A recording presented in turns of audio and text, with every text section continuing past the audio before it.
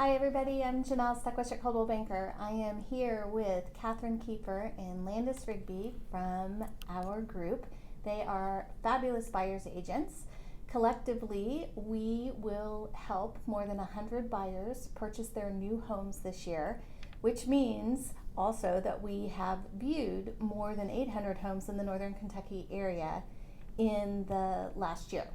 So in an effort to help our sellers, what I wanted to do was ask Catherine and Landis a couple of questions about what their buyers say and do when they are walking into homes that are for sale, our potential sellers. So Catherine, first question for you. What is the number one piece of advice that you would give to a seller as they're preparing their home for market? That would definitely be to have their house be as clean as possible. A clean house leaves a really good impression that you love your home.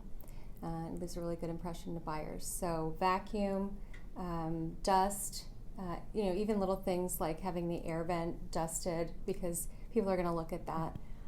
Don't have your laundry being done, the dryer going when a buyer is in there, because it just seems like someone else is living in the home and they can't picture themselves in it. Ah, that's a really good point. Great point. What about things like making the bed, emptying the trash cans? Absolutely. Make the bed. Don't have wet towels hanging in the bathroom. Empty the trash cans. Clean out the litter box if you have a cat. Things like that. All right, great suggestions. Another question that a lot of sellers ask me, when I walk through their homes, they will say to me, "Oh my gosh, you want me to take everything off of my kitchen counters, or it's going to look like no one lives here." Why is it so important that sellers declutter their homes? That famous word, decluttering. Why is that so important, Landis? Yeah, I would say so that the buyer that we're bringing in can see themselves there. So, typically if the house looks like somebody else lives there, it's harder for them to see their things there. And then the other comment that we get, and typically a closing is maybe a month to 45 days away, is how can they possibly pack everything up in time to get ready to close for me to move into this house? Yeah, absolutely.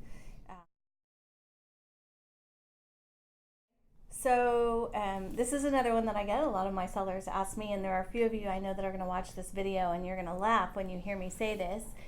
But let's talk about the key that's in the lockbox. So first of all, you got to find the key to put in the lockbox. Everybody goes in through their garage door, so we're prepared for that. But Catherine, what is critical about the key? Well, when a buyer's agent has trouble getting the door open, it's not leaving a good impression to the potential buyer. They might think that there's more maintenance issues if we can't even get in. Okay, very good point. So ladies, this is the next topic. Okay. Let's talk about fragrances and scents. It's a multi-billion-dollar industry. I don't know if it's a billion, but it's a lot of money. Gotta be. Everybody likes to buy lots of scents. So, Landis, what's your opinion? Yeah, well, a little bit of scent is okay, but an overbearing scent, absolutely. The first things that a buyer asks me is, does they have pets in this house? Immediately go to the property disclosure, take a look at, do they have a dog or a cat? And almost every buyer assumes that heavy scent is masking an animal scent in the house, which is not a good thing. And even if it's not masking an odor, the perception is that they could be potentially masking an odor, or it's a fragrance that particular buyer doesn't like, and it sets the tone for the entire viewing. Yep, that's correct. Okay. Yep. All right, very good. Okay, so in addition to Landis's comments, anything that you'd like to add about fragrances? Yeah, just that a lot of people have either a strong like or dislike to certain fragrances, or allergies or asthma that it can trigger those strong fragrances. So overly powerful, strong fragrances just really set the wrong tone for a potential buyer when you come into a house. Absolutely. Okay. And they literally can't get out of the house fast enough. Gotcha. To get away so they can breathe. Not ideal for selling your house in the shortest amount of time for the most amount of money. Right. Definitely not. Got it. Okay. So leading into talking about pumpkin spice and my favorite season, we're in October. It's fall. Pumpkin spice is everywhere.